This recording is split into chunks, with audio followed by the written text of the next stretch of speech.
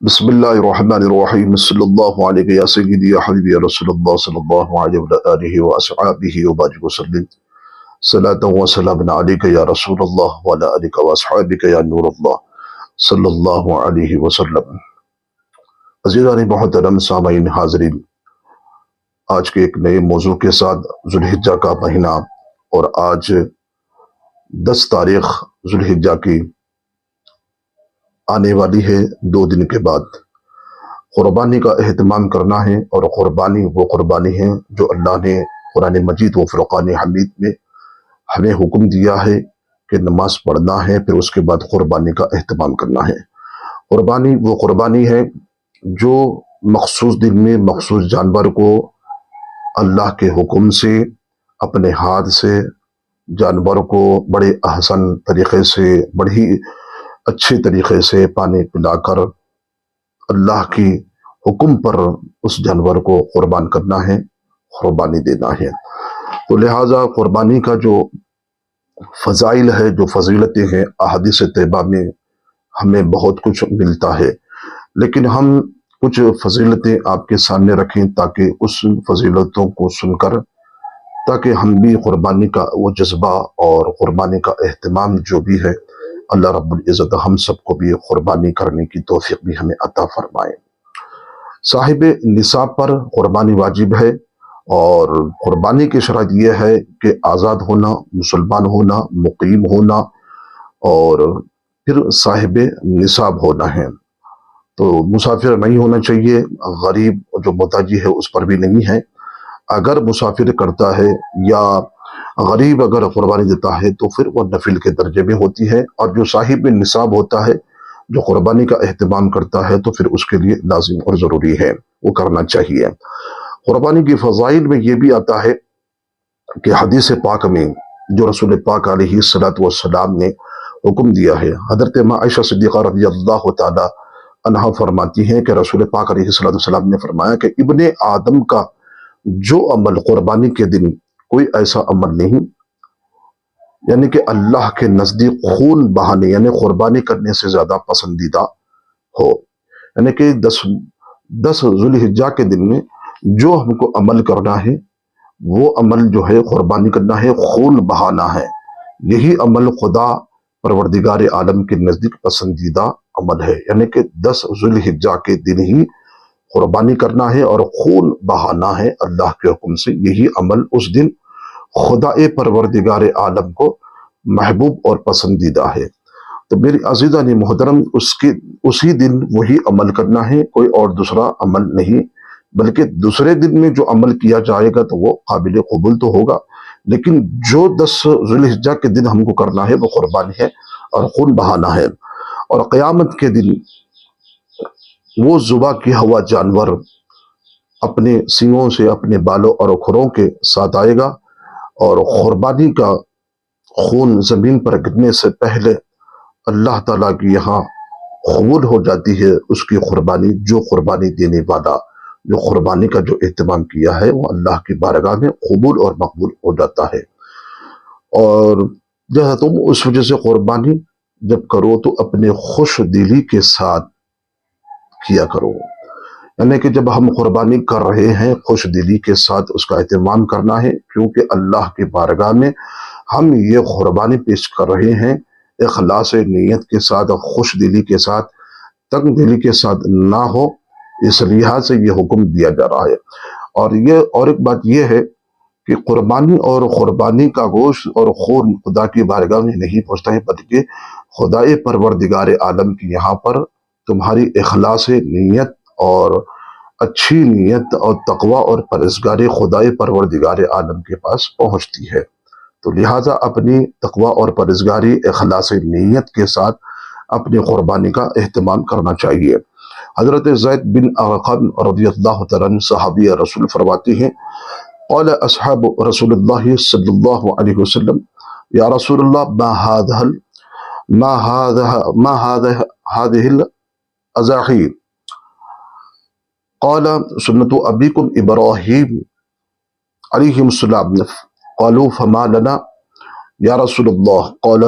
بكل شعرة حسنہ۔ قالوا فالصوف یا رسول اللہ قال بکل اشارت من الصوف حسنہ، یعنی کہ اس کا ترجمہ یہ ہے کہ حضرت زید بن ارقم رضی اللہ تعالی عنہ فرماتے ہیں رسول پاک علیہ الصلوۃ والسلام کے صحابہ نے دریافت کیا رسول اللہ یہ قربانی کیا ہے، یعنی کہ قربانی کی اہمیت، قربانی کی جو شان و عظمت ہے، اس کے اندر کیا فضیلت ہے، یعنی کہ بطور یہ طنز کرنا نہیں ہے بلکہ اعتراض کرنا نہیں ہے صحابہ کرام کا، بلکہ اس قربانی کے بارے میں وہ سوال کر رہے ہیں اس کی فضیلت کیا ہے، اس کی شان کیا ہے۔ تو رسول پاک علیہ السلام نے فرمایا کہ یہ تمہارے باپ حضرت ابراہیم علیہ السلام کی سنت ہے، یعنی کہ ابراہیم علیہ السلام تمہارے باپ، یعنی کہ جد تمہارے باپ جو ہے، یعنی کہ مطلب اس کا یہ بھی ہوتا ہے کہ تمہارے بزرگ جو اعلیٰ جو حضرت ابراہیم علیہ السلام کی یہ سنت ہے، اس کا مطلب یہ بھی ہے، یہ فرمایا جاتا ہے کہ ابراہیم علیہ السلام کا یہ طریقہ ہے، یعنی کہ ان کی یہ سنت ہے، اسی سنت کے مطابق آپ کو قربانی کرنا ہے۔ اب کچھ لوگ یہ اپنی خواہش کے مطابق، اپنی مرضی کے مطابق آگے چلنا چاہتے ہیں اور اس سنتوں کو چھوڑ کر کوئی اور دوسرا عمل کرنا چاہتے ہیں، لہٰذا اسی سنت کے مطابق ہم کو عمل کرنا ہے، اسی سنت کے مطابق یہ قربانی ادا کرنا ہے۔ لوگ جو ہے قربانی کے طریقے کو چھوڑ کر کوئی اور طریقہ اپنانا چاہتے ہیں، اپنے خواہش کے مطابق اس طریقے کو چلانے کی کوشش کرتے ہیں، لہٰذا یہ طریقہ پسند نہیں ہے، لیکن وہی طریقہ پسند ہے جو قرآن اور حدیث نے قربانی کرنے کا جو اہتمام کرنے کا جو دیا ہے، جو طریقے سے جو قربانی کرنے کا حکم دیا ہے اس طریقے پر ہم کو چلانا۔ تو ان کی یہ سنتیں حضرت ابراہیم علیہ السلام کی یہ سنت ہے، اسی سنت کو ہمیں اپنانا ہے۔ صحابہ نے ایک عرض کیا یا رسول اللہ اس قربانی میں ہمارے لیے کیا ثواب ہے؟ تو آپ نے فرمایا کہ جانور کے ہر بال میں اللہ نے کے بدلے ایک نیکی عطا فرمایا۔ تو اب جانور ہے اور جانور کے اندر جو بڑے کے اندر جانور کے اوپر جو بال ہے، اس بال کتنے ہیں، اس کی تعداد کتنی ہے ہمیں نہیں معلوم، یہ خدائے پروردگار عالم جانتا ہے بالوں کی تعداد کتنی ہے، اس کے بتانے سے اللہ کے محبوب اور اس کے خاص بندے جانتے ہیں۔ تو میرے عزیزان محترم، بندہ جب قربانی کا اہتمام کرتا ہے تو پھر جتنے بال جانور کے اس چمڑے کے اوپر ہوتے ہیں تو پھر اس کے ایک ایک بال کے بدلے نیکیاں ملتی ہے، ثواب ملتا ہے۔ تو پھر بالوں کی تعداد کتنے ہیں ہمیں نہیں معلوم ہے، لیکن اللہ رب العزت ان بالوں کی تعداد کے مطابق اور اس سے زیادہ خدائے پروردگار عالم اپنے فضل و کرم سے نیکیاں قربانی کرنے والوں کو عطا فرماتا ہے۔ تو پھر رسول پاک علیہ السلام نے ان کے ہر بال کے بدلے میں ایک نیکی ہے۔ تو میرے عزیزان محترم، پھر اس چمڑے کے اندر کیا ہے؟ صحابہ کرام نے پوچھا یا رسول اللہ فالصوف، یعنی کہ رسول اللہ قال بکل شعرۃ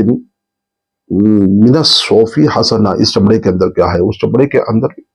چمڑا ہوتا ہے تو ان کے ہر بدلے میں بھی نیک ہے، یعنی کہ چمڑے کے بدلے میں بھی نیکیاں ہیں۔ تو یہ قربانی ہے، قربانی میں بے حساب ثواب اور خدا کو پسندیدہ 10 ذوالحجہ کے دن یہی عمل پسند ہے۔ اس وجہ سے اس عمل کے سوا ہمیں کوئی اور عمل نہیں بلکہ یہی عمل ہمیں کرنا ہے۔ لہٰذا جو قربانی کا اہتمام کرنا چاہتے ہیں تو قربانی کا اہتمام بھی کریں، اس لیے کہ اس کے بعد یہ فرمایا جاتا ہے، حضرت عبداللہ ابن عباس رضی اللہ تعالیٰ عنہ فرماتے ہیں رسول اللہ صلی اللہ علیہ وسلم نے فرمایا عید الاضحیٰ کے دن، ارشاد فرمایا آج کے دن کسی آدمی نے خون بہانے سے زیادہ افضل عمل نہیں ہے، کسی رشتہ دار کے ساتھ حسن و سلوک اس سے بڑھ کر ہو، یعنی کہ آج جو عمل کرنا ہے وہ قربانی ہے، خون بہانا ہے۔ تو لہٰذا آج کے دن ہی جو عمل کیا جائے گا تو پھر وہی عمل ہے۔ ترغیب الترغیب میں ہے، حضرت علی رضی اللہ تعالیٰ سے روایت ہے کہ رسول پاک علیہ السلام نے حضرت فاطمہ الزہرا رضی اللہ تعالیٰ عنہ سے فرمایا کہ اے فاطمہ اٹھو اور اپنی قربانی کے پاس ذبح کرتے وقت موجود رہو، اس لیے کہ اس کا خون کا پہلا قطرہ گرنے کے ساتھ ساتھ تمہارے تمام گناہ معاف ہو جاتے ہیں۔ یہ قربانی کا جانور قیامت کے دن اپنے گوشت اور خون کے ساتھ تمہارے ترازو میں 70 گنا زیادہ کر کے رکھا جائے گا۔ حضرت ابو سعید اور رضی اللہ تعالیٰ عنہ نے فرمایا کہ یا رسول اللہ صلی اللہ علیہ وسلم، یہ فضیلت خاندان اہل بیت ہی کے ساتھ خاص ہے یا کوئی عام آدمی بھی جب قربانی کرتا ہے تو یا اس کی یہ فضیلت ان کو بھی حاصل ہوگی؟ تو آپ نے فرمایا کہ تمام مسلمانوں کے لیے بھی یہ فضیلت حاصل ہے۔ یہ فضیلت آل محمد کے لیے خصوصاً عموماً تمام مسلمانوں کے لیے ہے۔ تو میری عزیزان محترم، قربانی کرتے وقت بھی ہمیں قربانی کے پاس کھڑے ہونا چاہیے، اور یہ قربانی کرتے وقت میں خون کا قطرہ جب پہلے گرتا ہے زمین پر، گرنے کے ساتھ ساتھ تمہارے گناہ معاف ہو جاتے ہیں۔ اب یہاں پر جو عمل یہ بتایا جا رہا ہے سیدہ طیبہ طاہرہ رضی اللہ تعالی عنہا کے بارے میں، تمہارے تمام گناہ معاف ہو جائیں گے اے فاطمہ رضی اللہ تعالیٰ۔ تو سیدہ طیبہ طاہرہ عابدہ راکیہ ساجدہ ہے، ان کی طفیل اور ان سے عقیدت اور محبت رکھنے والے لوگوں کو بھی اللہ جنت میں داخلہ عطا فرماتا ہے، اور ان کے دامن میں کوئی گناہ نہیں ہے، وہ پاک و صاف تطہیر ہے، نیک ہے، اعلیٰ ہے، اور ان سے عقیدت رکھنے والوں کو اللہ جنت عطا کرتا ہے، جہنم کو حرام فرما دیتا ہے۔ لہٰذا یہاں ان کے گناہ مراد نہیں بلکہ ان کے درجات بلند ہوں گے، کیونکہ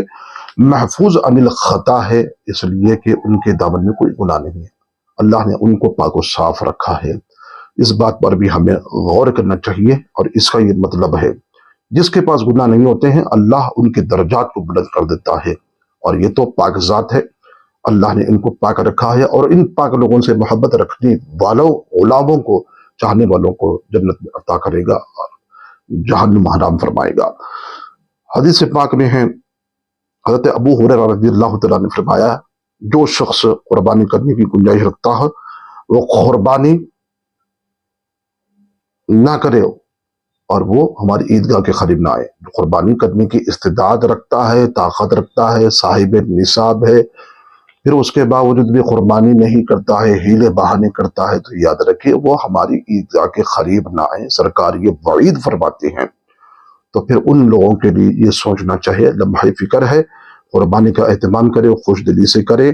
جو صاحب نصاب ہے، آپ مسلمان ہیں، کلمہ پڑھتے ہیں، رسول پاک علیہ السلام امتی ہیں، تو قربانی خوش دلی سے کیا کرے اور نماز عید کو جائے، پھر اس کے بعد قربانی کا اہتمام کرے۔ تو میرے پیارے دوستو، ان قربانی کے فضائل اس کو سنیں اور اس پر عمل کرنے کی توفیق بھی ہمیں اور آپ کو کرنے کی توفیق عطا فرمائے۔ اللہ ہم سب کو خوش اور آباد رکھے۔